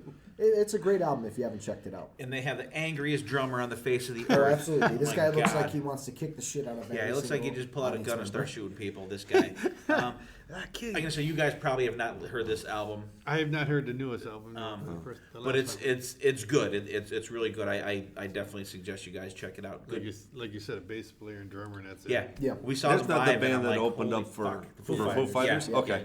Yeah, real. So I good. think I've heard like 1 or 2 songs from them because you guys talked about it when you saw them. Yeah, real good sound band. Good pick though. And BB. My number 4 is once again Stephen Lynch here. Well, I mean George Lynch. Stephen Lynch was before, but now we're back to there's Lynches all over the Lynch place. is everywhere. We're going with Lynch Mob, the Brotherhood. Yes. I was very excited to hear this album. Now they with their new drummer Jimmy from the Bullet Boy, Jimmy Diana. I think is how you pronounce it. I'm not going to try because I kill everything. Deanda, something like that. But You know who he is. yeah, you definitely know who he is.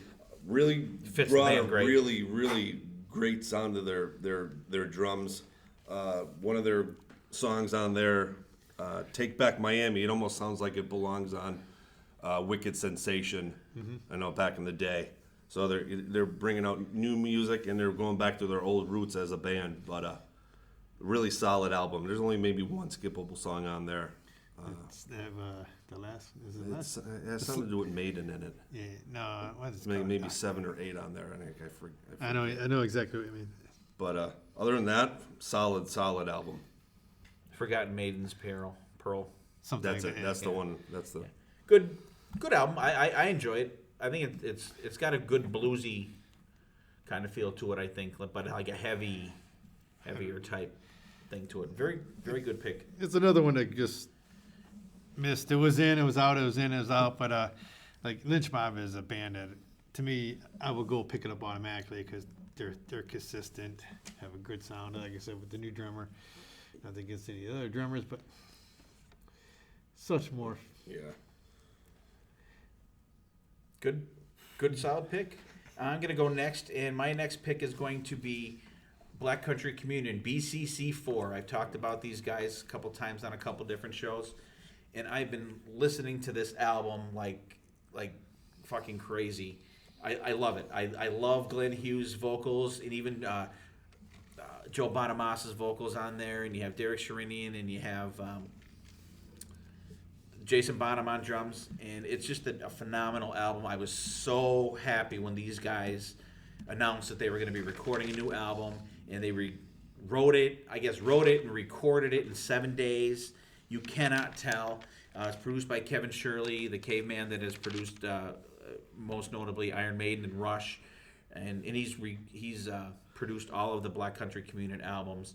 And these guys are definitely one of my bucket list bands to see live. I don't know if they're going to tour. I hope they really do. And my 2 songs on there I have to pick is Over My Head and the last song of my For My Resting Place. That song, I Fucking was like phenomenal. I was like, oh, this is kind of a slow, and then it like starts to It build builds, towards the yeah, end. it I'm is. like, It's great. Oh, this is good. And have you guys listened to that at all? That one's out. I know about it. It's in my library. I have not listened to it yet. It's not only Yeah. in my library, it's in my CD player right now. I throw it on, and I have not been able to like Focus. sit down and focus on it. But from what I hear, It just missed great. my It sounds list. very good. It is phenomenal. I highly recommend that album. And who we got next? BC. oh boy, We're getting down. We're getting down. I'm getting all over the place here. Let's go with the Warrant, Louder, Harder, Faster. Here's a band that they've been going steady since Janie Lee left the band, I say, and we've seen them quite a few times. And this as soon as you put it on, it just boom, grabs you by the balls. It does. It is a slamming album. Robert Mason, we've talked about him on New episodes Rebellion, before. Just Big Sandy, Big Sandy, fucking awesome. Music Man. I mean, to me, it's not a bad song on there. I don't think. Even the more mid-tempo stuff is Yeah, very good. the on Devil there. Dancer and that. Yeah, they made my list as well. But Robert Mason, I mean, he's phenomenal. yeah, how can you go wrong? He can't go. It was cool seeing the title track live before the album was released. That was when they played M3 The year before last. year before last. Like they played. Like it, you said, we've Yeah, played it. they have played that song. Yeah. I remember that, and I We've was seen like, them quite a few times. Yeah. good, and the album's great. And they're one of the loudest bands you'll see. They're fucking really loud when you see them. All right, cool. Who are we going to pick next? Let's go to me. I'll pick another one. I'll pick myself. I'll pick myself. This album, I love it. I think it is just phenomenal. I've been playing the shit out of this album. It's the new Deep Purple album, Infinite, another album produced by Bob Ezrin on my list, on my top 10. He produced the Alice Cooper album, and he also You're produced just a this Bob one. Ezrin. I'm gonna say here's I'll our tell you next. what, though, but here's our next podcast. Bob must Ezrin have- albums by Thank- Steve Wright. Thank God he got the Elder out of his system. Because there's none of that shit on this Deep Purple album. It's just fucking Forever Boy. phenomenal. I don't know if you guys have checked it out. Everyone is playing at the top of their game, and it's just fucking crazy how good this album is. And if you guys have not checked this out, check it out.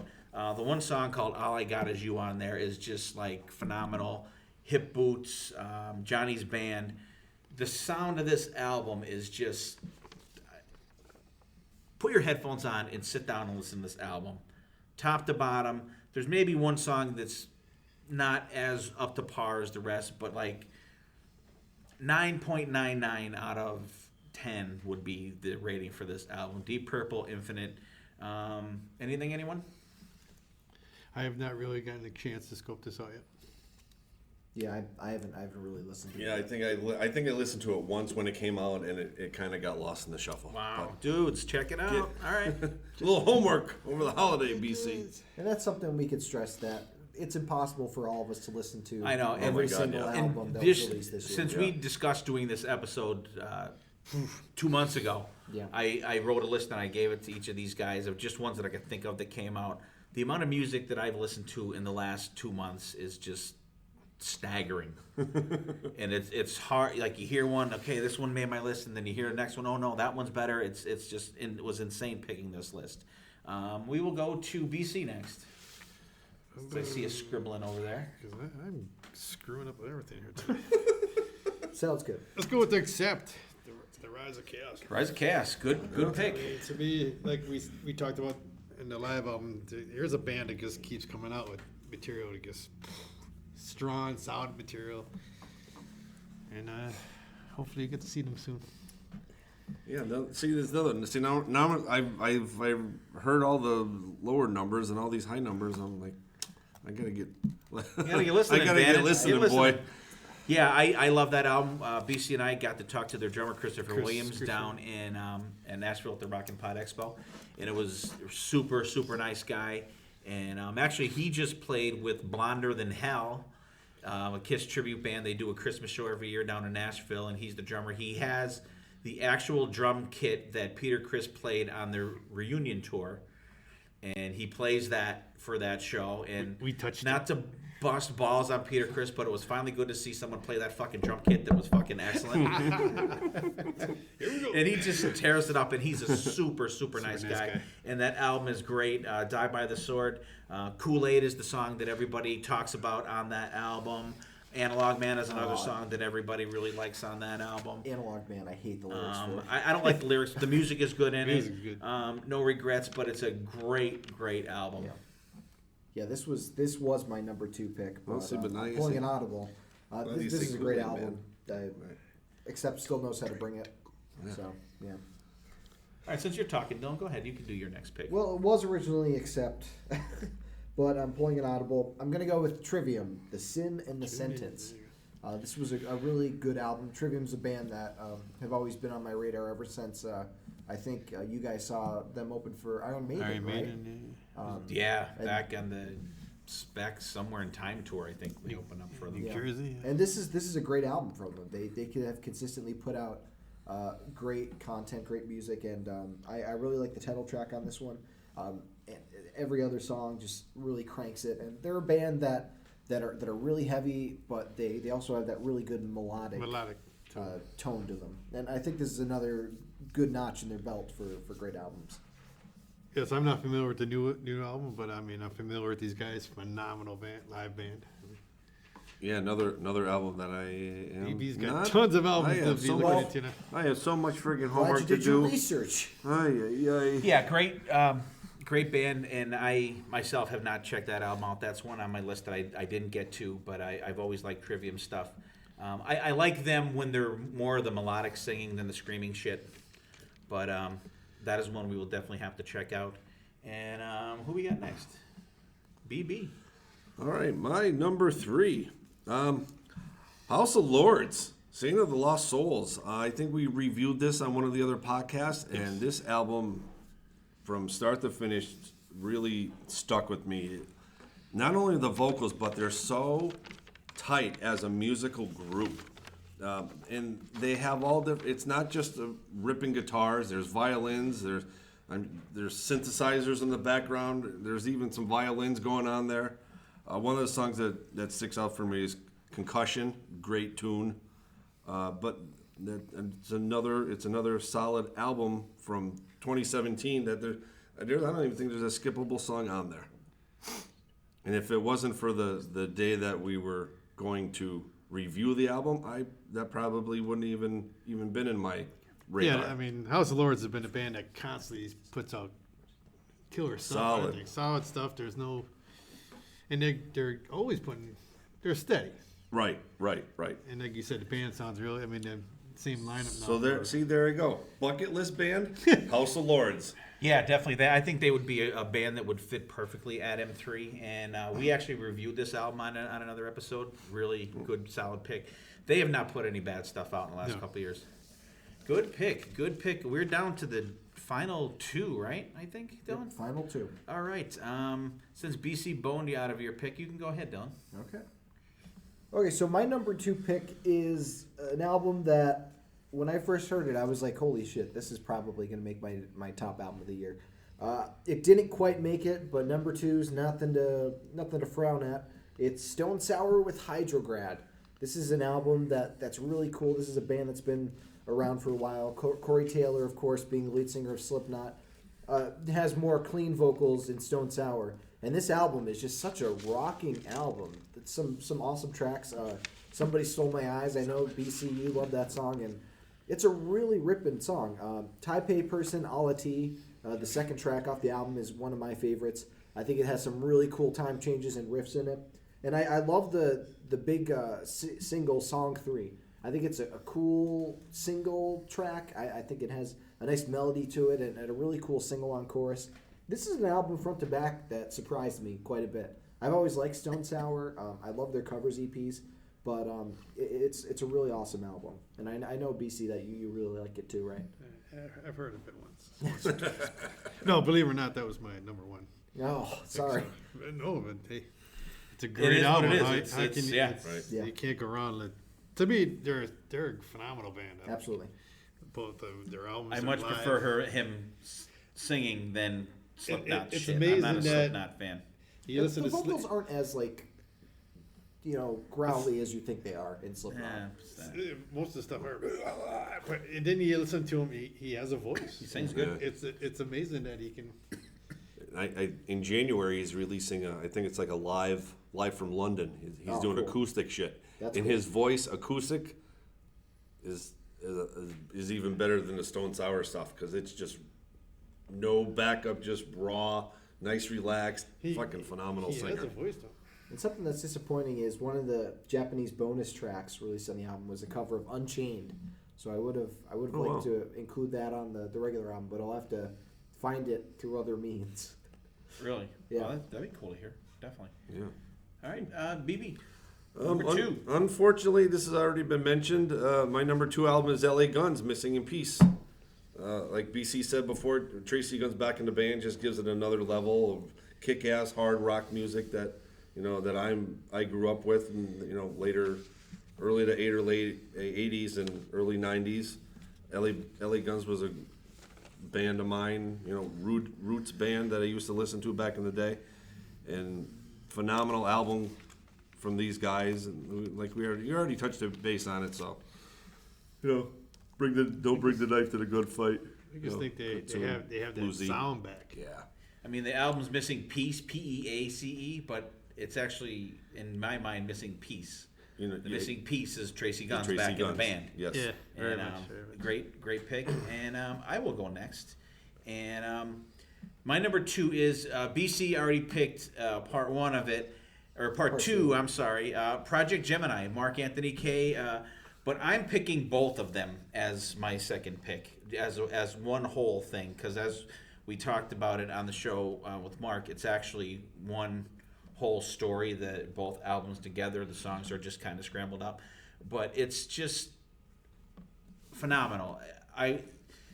This is in my top 5 are the top 5 albums. Like the bottom 5 are ones I could have interchanged out, but the top 5 were pretty solid ones that I listened to pretty much the whole time since they came out.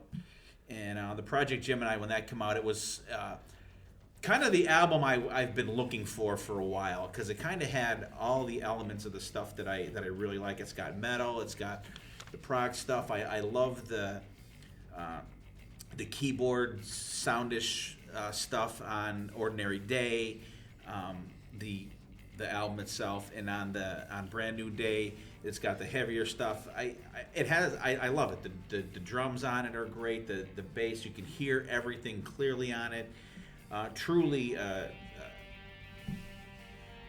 definitely belongs in my top 2, because like I said, my criteria was of what did I listen to the most, and those 2 albums. I mean, obviously, Brand New Day I haven't been able to listen to as much because it just came out at the beginning of December, but like Ordinary Day, and this is just a continuation of that. It's just kicks ass. Again, here's one guy doing everything. Yeah. I mean, to me, That's mind blowing. That's phenomenal in itself.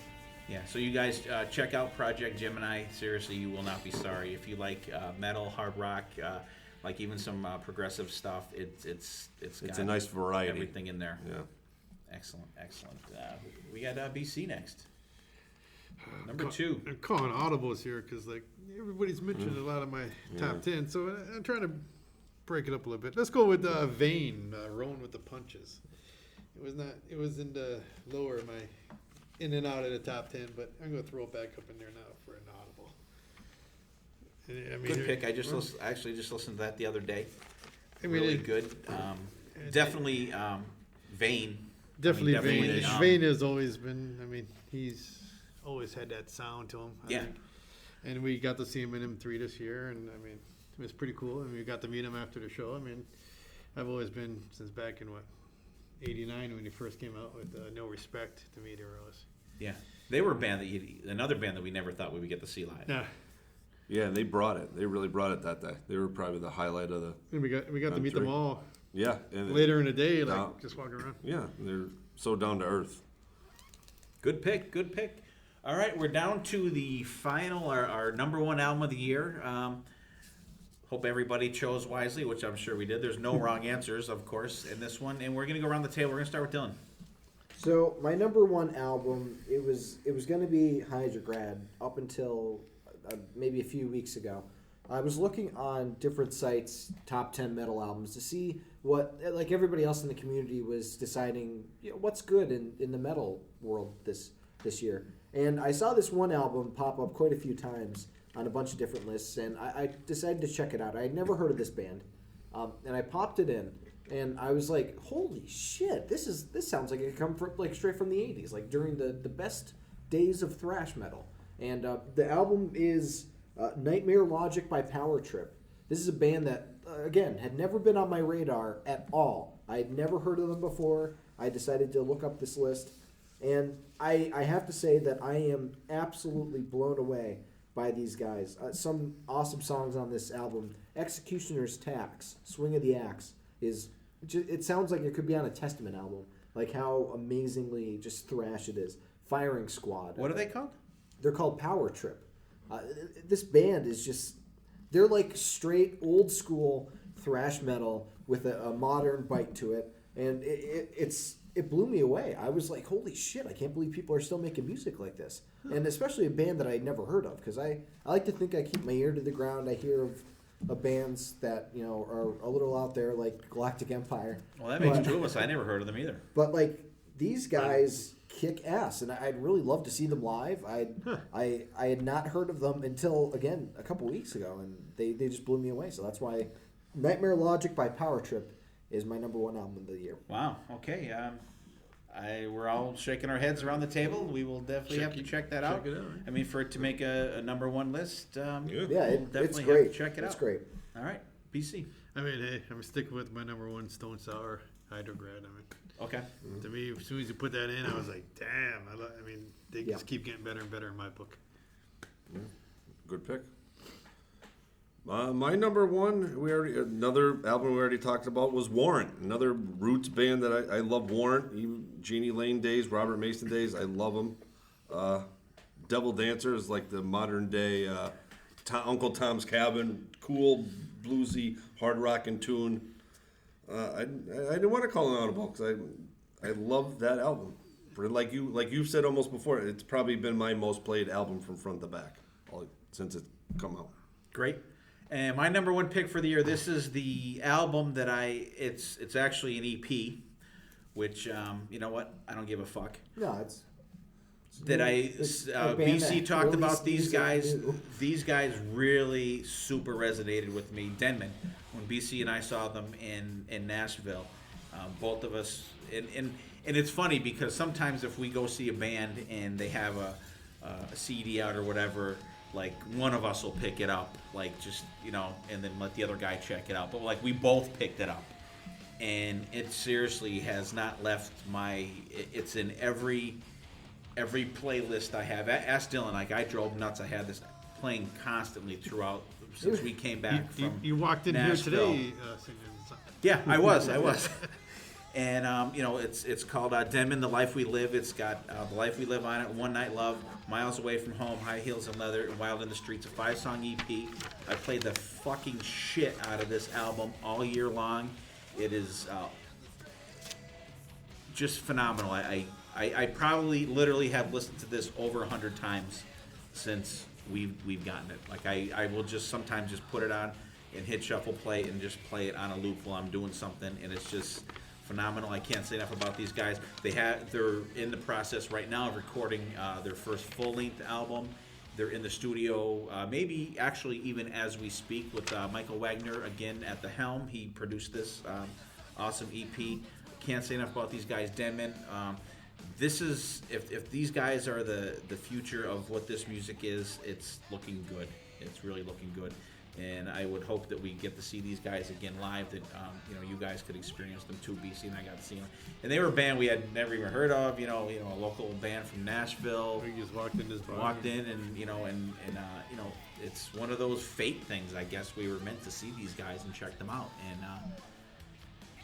excellent, great picks, you guys. Let's go around the horn real quick. Name your number one album again, and then just name 2 or 3 albums that were just out of your top 10 that someone else hasn't picked, so we could just give people another little quick taste of what other kind of new music is out there. We'll go reverse around it. BB. All right, my number one album was Warrant, Louder, Harder, Faster. Great album, great band, still bringing it. Three of the albums that didn't make my list. Mark Slaughter, Halfway There. Mark plays a lot of guitar on this. Not many people know that he's a pretty good guitar player. Rips it up. Fozzie's Judas. Nobody mentioned. A great singer, great tight band. He's really getting out there doing a lot of shows. And my surprise album was Montrose, 10 by 10. That's phenomenal. That was Colorblind that Sammy Hagar does on that album is mind blowing. It's just a disgustingly sick, phenomenal tune. That should have been my hidden gem. Now that I'm going back over my notes, but too late. Yep. All right. Stone Sour, Hydrograd again was my top one, but other than that, I'm gonna go with Babylon AD put out one, Revolution Highway. I mean, just back to their they're nothing phenomenal. I mean, just straightforward rock and roll from these guys. Like, crash and burn, she likes to give it, and whatever that means. And then another one I thought was good, and it's very surprisingly hard. It was Janet Gardner, the vocalist from Vixen, has a solo album. Right. It's just self-titled, and it's hard. It's heavy. It is. And I was like, wow, that's some of my surprises. My top album, again, was Power Trip, Nightmare Logic. Some albums that didn't quite make my list. The Foo Fighters released a new album, Concrete and Gold. It was a good album. I just didn't think it was quite top 10 worthy. I felt like it was a little, I wouldn't say disappointing, but it was a little not quite what I was expecting. And another album that just missed my list is Greta Van Fleet, From the Fires. I thought that was a solid album. The band really sounds like a reborn Led Zeppelin at times.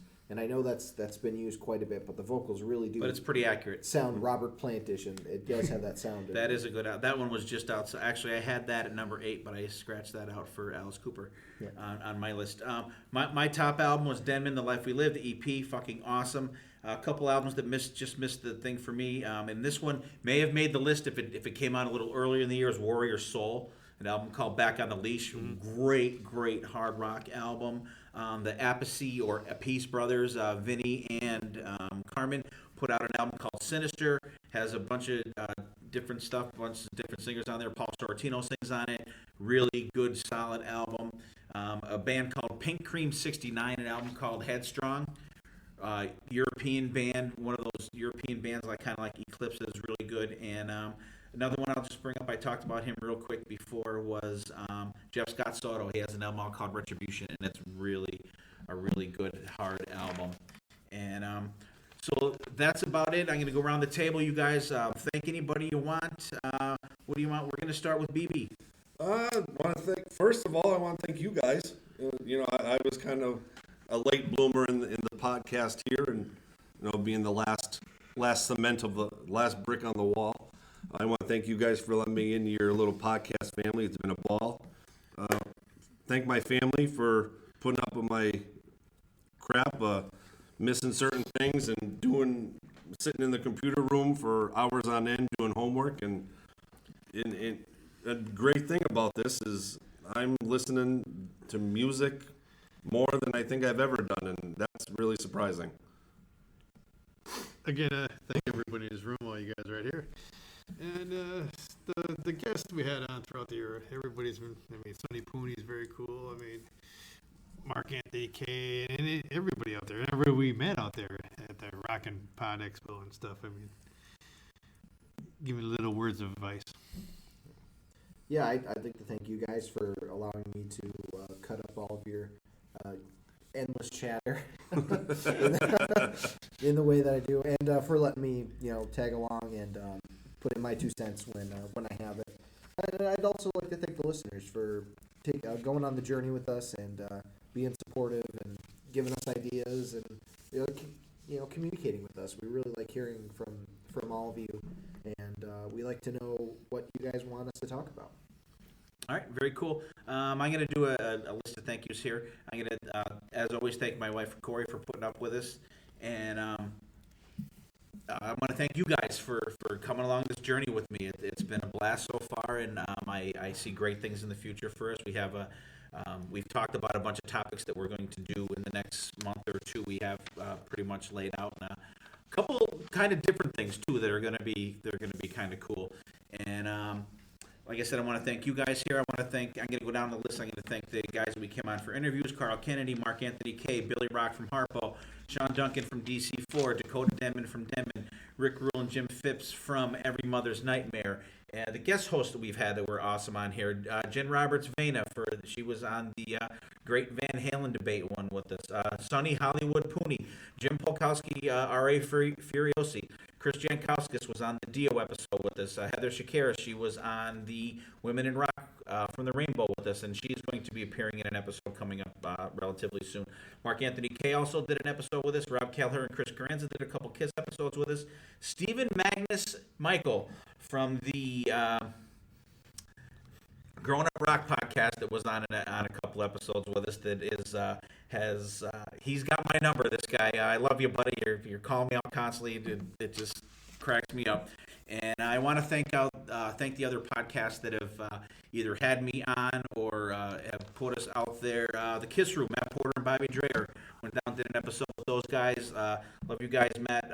Hope things are looking up for you in the new year. Podcast Rock City, Joe Polo, Jody Havnot, Sonny Pooney.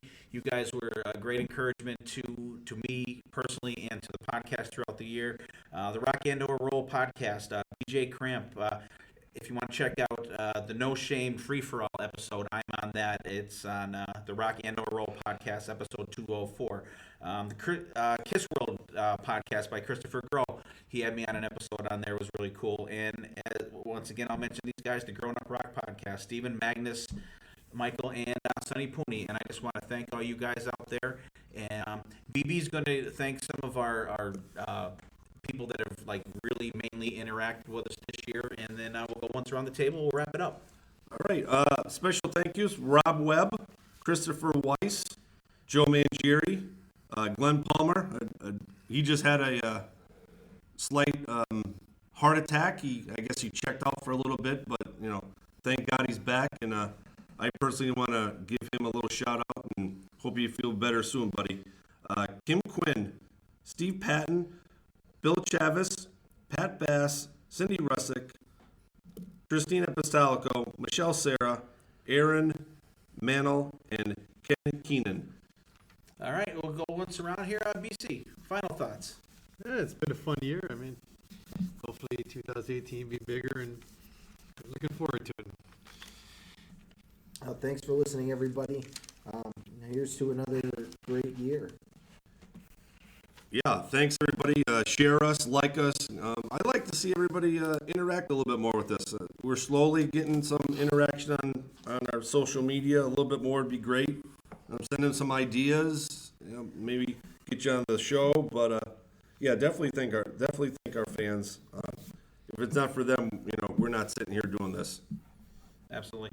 And my final thoughts are, you guys, thank you for listening, tuning in.